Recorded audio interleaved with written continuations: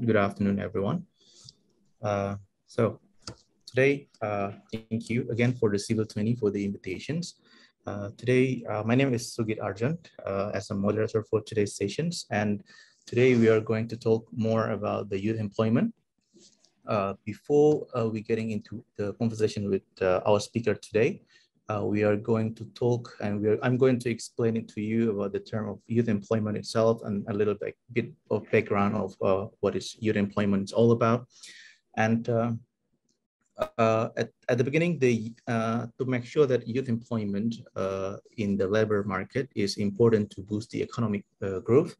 But recently, the number of youth employments remains high, and the ongoing pandemics makes it even worse.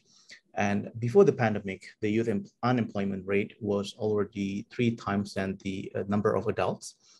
And in the 2020, the youth employment rate already reached 8.7% compared with the 3.7% of the adults.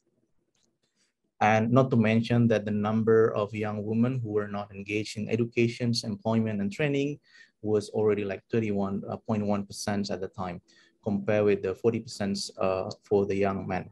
That being said, the pandemic hit young women further worsened the gender gap between the employment market. And the pandemic is also increasing the gender gap in youth employment and affecting youth with disabilities, of course. And about 12% or approximately 220 million of youth are estimated to live with a disability. And they are amongst the most marginalized and poorest of all of the youth. And moreover, youth with disabilities have to deal with the dual disadvantages, and they are more likely to live in the poverty, even in the developed countries such as in the US. And not to mention that transitioning from childhood into adulthood for youth with disabilities can be particularly challenging as they face discriminations and also some barriers that are available on their environment. And we'll talk more about this in details. And today we have a speaker to enlighten us more about the topic of youth employment, Sheila Panji. How are you today, Sheila? Hi, so good. I'm well, thank you. Thanks. A little bit of background from Sheila. Sheila is the Indonesia delegate for the Y20 Indonesia 2020 second. Sheila is currently working as an assistant advisor at the Executive Office of the President of the Republic of Indonesia. So without further ado, let's give a round of applause to our speaker for today, Sheila Panji. And let's start our conversations. So Sheila, the impact of COVID-19 pandemic has destroyed a lot of young workers, not only in Indonesia, but also in many parts of the globe. And young people are already suffering from unemployment and underemployment even before the pandemic. And they also carry, the young people also carry the impact of the decreasing labor due to the recent pandemic situations. And the G20 themes of this year is recover stronger and recover together, which praise the work of inclusivity, especially on the youth employment term or sector. And however, during the international and national crisis, they often highlighted the inequalities in the labor market that excessively affect the individuals, especially from the marginalized backgrounds. And the COVID pandemic has also showed us the showcase of inequalities to decent work and experiences of the discriminations resulting in many of the vulnerable populations. So the marginalized groups are even harder to find jobs. So in your term, how do you define the inclusive employment for youth? Okay, thanks so much, Sugit, for the intro as well as the questions. Hi, everyone. So my name is Sheila. Thanks for having me, and thanks for involving me in this important discussion. As Sugit rightly mentioned, in the beginning, I think when we talk about the pandemic, we mainly think about the health impact of it, right? Which I would say maybe would impact the older generations more, right? Because they're more vulnerable in medical terms. But if we actually look deeper into it, the young generation is also very heavily impacted because, not only health-wise, but also socioeconomically. As we all understand, a lot of youth, they couldn't go to school during the pandemic. So there's a sort of long-lasting impact of learning loss happening to the younger generations. And as Sugit also mentioned before, the state of employment among youth were not very ideal to begin with before the pandemic, right?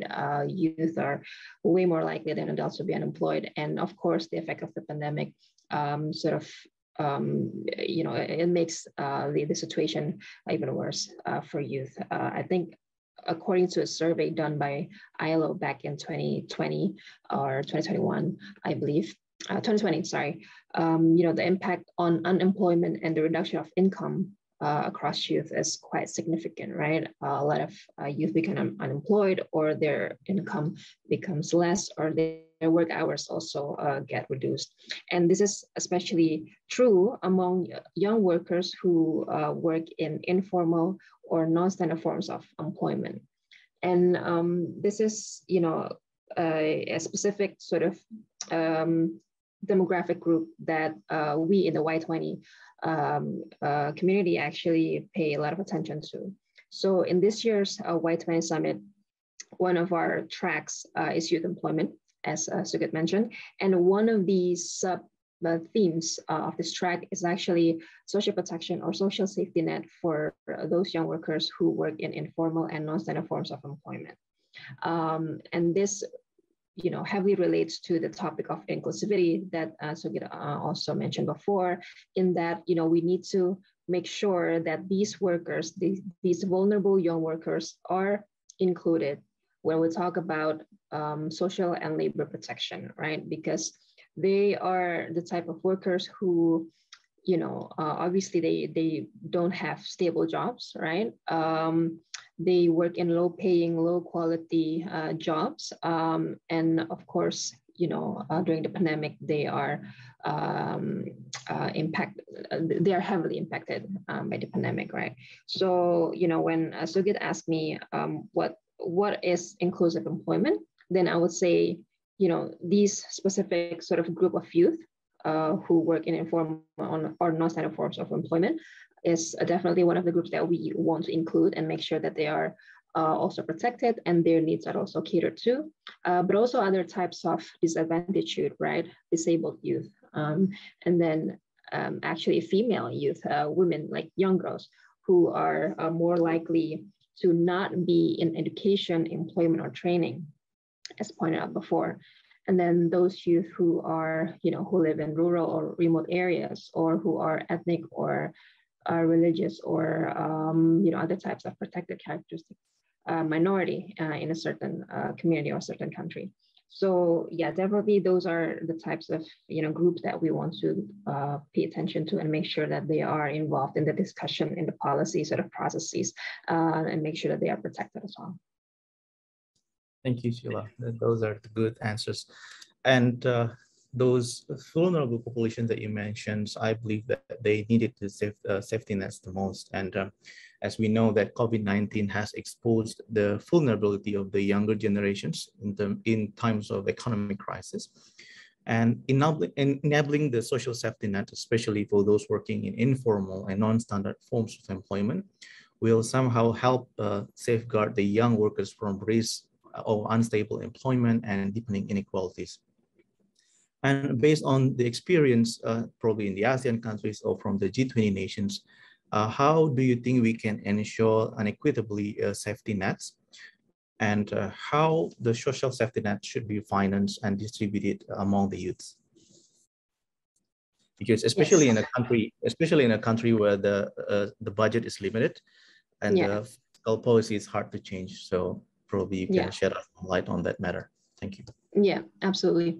Maybe I can sort of start from the Indonesia sort of experience, right? In Indonesia, actually the government has allocated lots of money for social protection, but most of them actually go to social assistance programs, which means that these are non-contributory schemes, government transfers that are tax financed from the government to mostly poor and vulnerable people. So in this context, we talk about cash transfers or in-kind transfers, those kind of programs that are really targeted to the most poor and the vulnerable. And of course, this is great, right? And this is needed, especially for a developing country like Indonesia, who has still quite a lot of people who live under the poverty line. And in Indonesia, for example, we have the conditional cash transfer program, right? The Program Keluarga Harapan, which is one of the flagship social assistance programs, I should say, in Indonesia. And it helps, young people, especially those who are still in school or in school age, I would say, it helps ensure them to go to school, right, and to access quality education. But I would say that youth in general is still not like a central or a focal point in the social protection system in Indonesia, because for young people who are transitioning from school to work, for example, there isn't any like social protection program that's especially focused on them. And also for young workers who, again, work in unstable jobs or precarious work. So there's definitely room to improve in that regard. And I believe that is also the case in many countries in the world as well. So not only in Indonesia, but youth in general, they're rarely the focus of social protection systems in any country. And I think, when we talk about social protection, the way to make it more inclusive and more sustainable as well is to gradually sort of transition our focus from social assistance programs to social insurance program, right? Because obviously, again, when we talk about social assistance, this is fully tax financed, right? Non-contributory. Whereas when we talk about social insurance programs like social health insurance or social employment insurance, these are contributory schemes. So people who are enrolled in these programs are actually paying like premium fees like every month, for example, so that it's financed by the people themselves. Apart from, of course, maybe there are some government subsidy for those people who cannot afford such premium fees, so their fee is waived by the government. But for the most part, it's financed by the people itself. So to make it more sustainable, every country in the world, I would say, needs to gradually transition to a more and more social insurance or contributory schemes program. And the way to do it is, one way to do it is to transition as many people as possible from the informal to formal economy, right? Because when we talk about informal economy or informal workers, they are workers who are not registered. They are not, the government don't know what kind of work they do and who employ them, etc.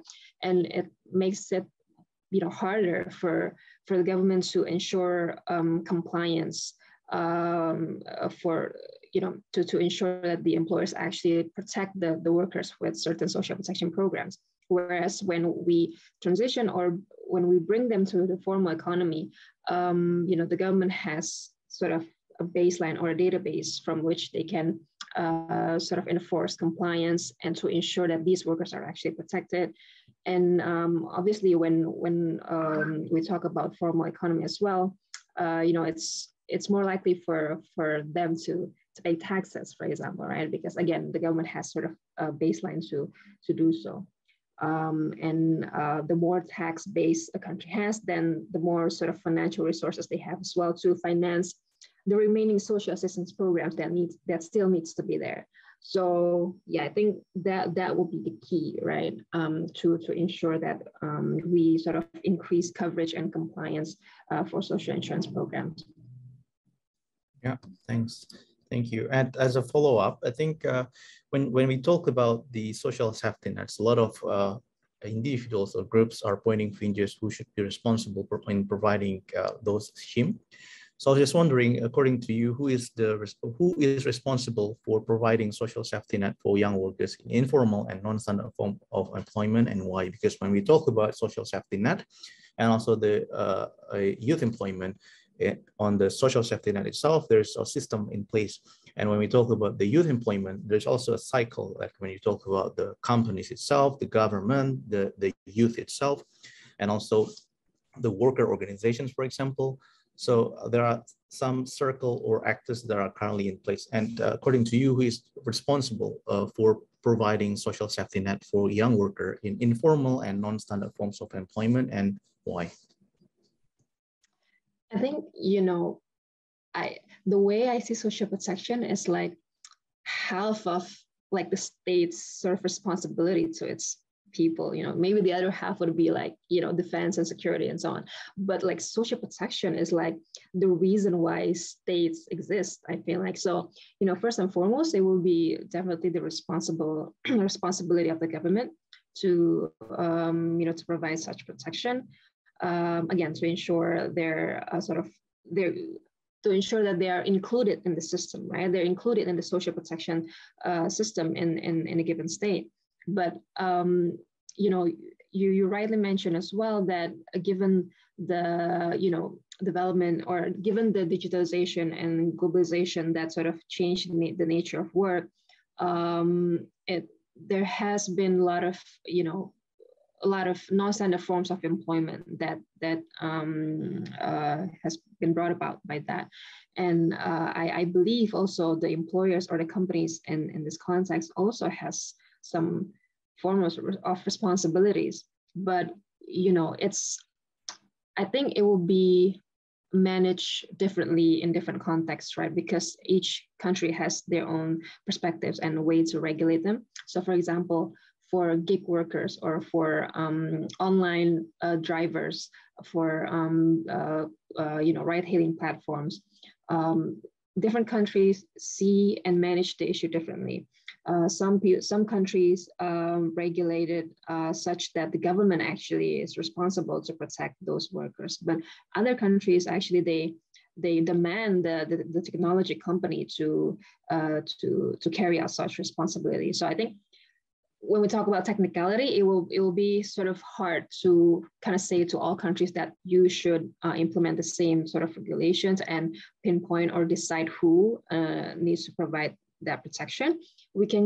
I think the easiest sort of way we can sort of contextualize the issue is that we need to ensure the protection, whoever the actor is. And I think at the end of the day, it will be like a collaboration between both public and private sector.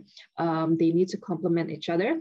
I believe, for the sort of the basic protection floor, the government still is the main, actor who's responsible, but the private sector will need to like contribute as well, make sure that their workers are actually enrolled in government social protection programs. And on top of that, they need to complement as well, or, top up the kind of benefits that they can provide to these workers so that it helps accelerate closing the gaps of protection that is currently still happening for informal and non-standard forms, non-standard workers.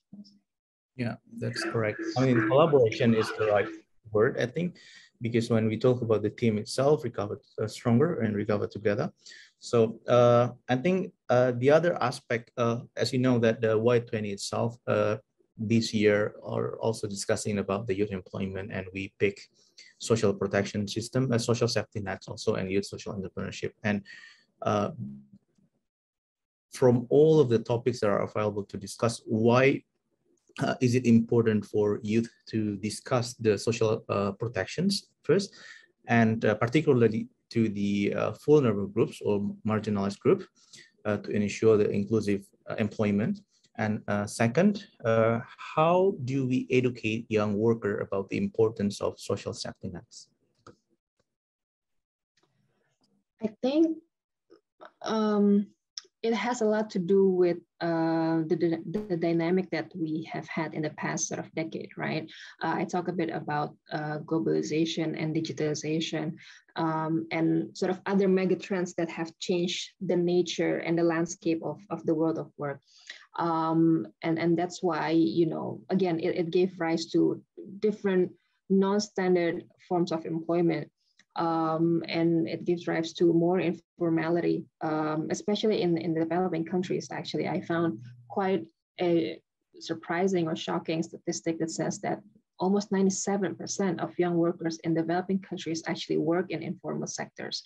So, given that sort of landscape, it's very, very important for us to make sure, again, that these workers are protected, right? Because we can see that the impact of the pandemic can be very, hard-hitting and can have a long-lasting impact.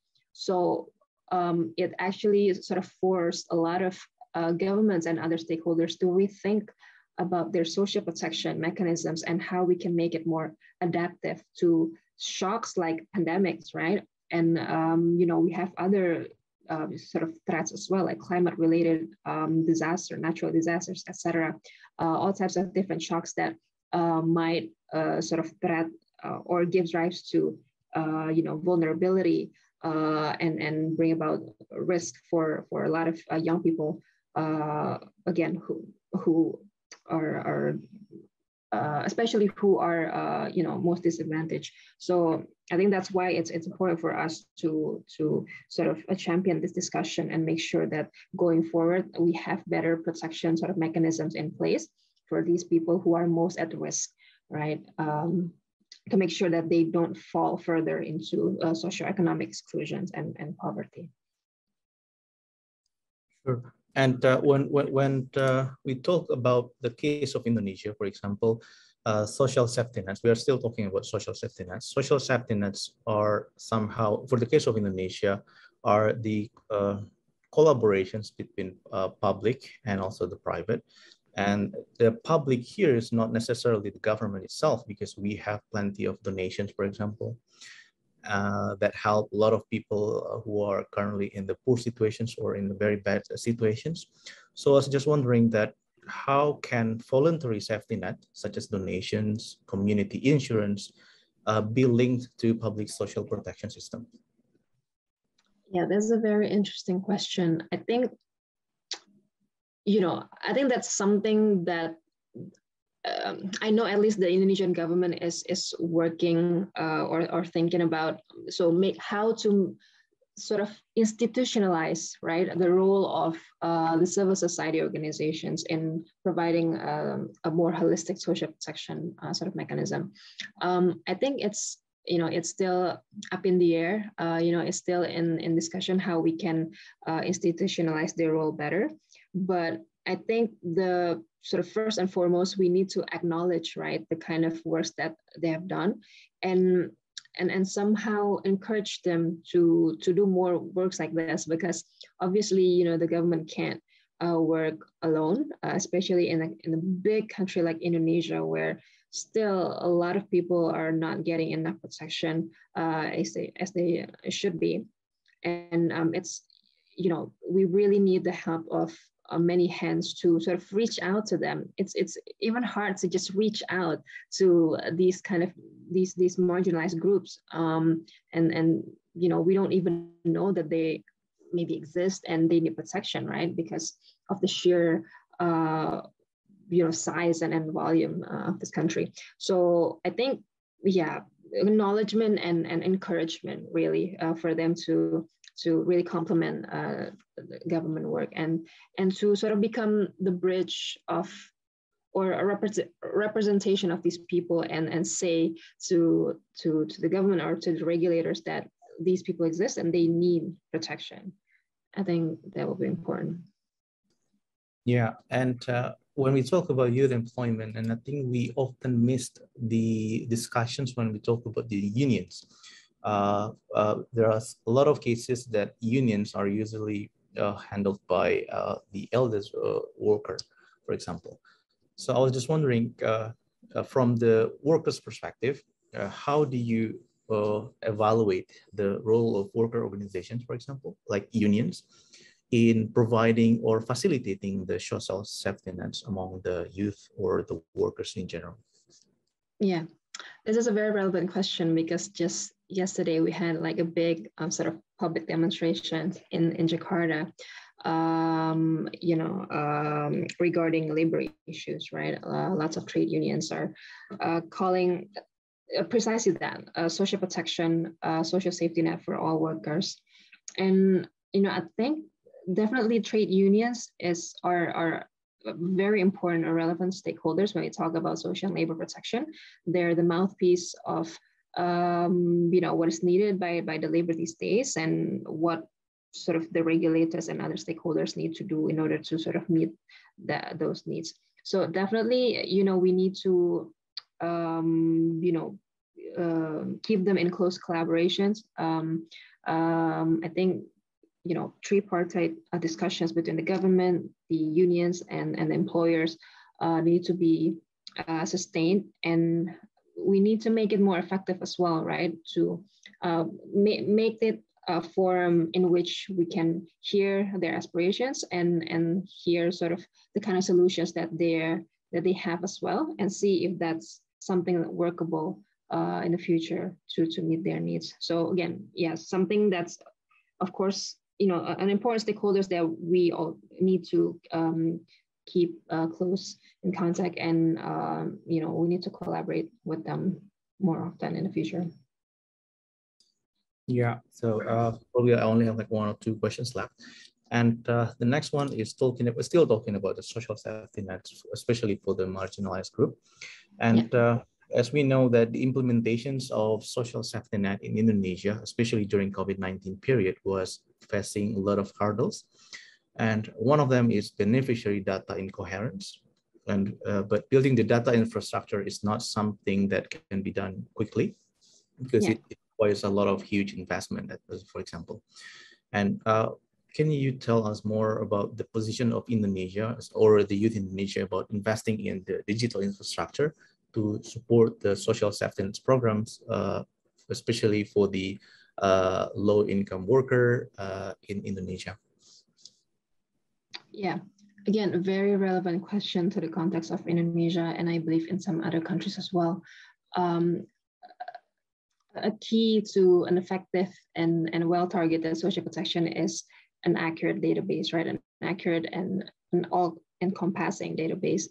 And this is something that the Indonesian government is currently working at as well, to sort of expand the coverage of people who are included and identified in the national registries, right? So in the future, we can sort of increase both the adequacy and the accuracy of targeting of social protection programs.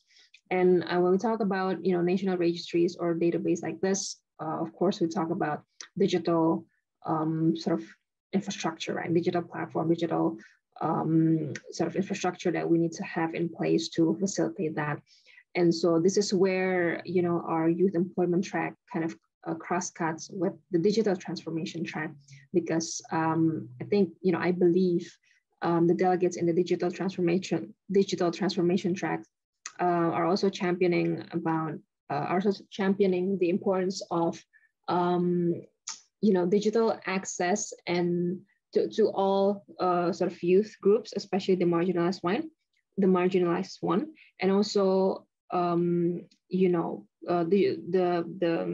availability of digital infrastructures with which the government can extend its government services digitally to all people. So I think, again, this is something that the youth are concerned about as well, and something that we want to champion in order to, again, make public services and protection to all people, especially young people, or can be conducted more efficiently and more inclusive as well for all youth.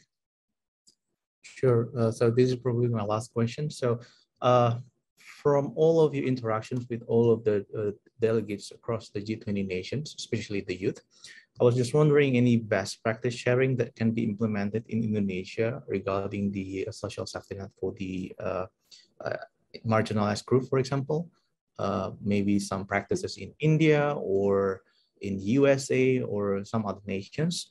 As we know that social safety net should not be a passive program, so we should learn from everyone that practices well. including in many other regions, not only in Indonesia. And so any thoughts or any best practices? I think one aspect that would be very important is how we need to link social protection measures with active labor market policies or workforce policies. So not only we provide them with kind of protection floor and prevent them from falling into socioeconomic exclusion, but we also kind of lift them up, right? We provide them with access or ways to empower themselves and to access better jobs. So not only it's a net, but it's like a trampoline that can lift and empower these youth. I think that's one aspect that are heavily discussed in the youth employment track, and something that's been brought up by multiple delegates as well. And also another maybe point, well, it's still related actually, it maybe fall under that sort of big discussion about the linkages between social protection and labor policies, is the importance of unemployment benefits for especially for young workers in informal or non-static forms of employment, because again, they're very vulnerable to getting unemployed. And it's actually something that the Indonesian government has had as well recently with the Jaminan Kehilangan Pekerjaan or JKP that has been recently established. But I think there are still ways for us to improve it, because I think according to a study by the UN or the OECD, I'm sorry, I forgot. They found that most of countries in the world, they don't provide benefits for first-time job seekers, meaning that even if the country has unemployment benefit, it wouldn't benefit first-time job seekers or young workers in general, because usually these kind of benefits, they have certain eligibility requirements that certain person needs to meet before they can claim such benefits. And obviously, when we talk about young workers, they would have shorter formal work history. So they wouldn't be able to pay, for example, let's say at least 12 months of premium fee before they can claim such benefits. So I think we also need to discuss ways to sort of relax these requirements, so even young workers or even first-time job seekers can claim the benefit of unemployment benefits or other types of benefits that fall under social sort of insurance programs. Sure, those are interesting examples that we can adopt from other nations.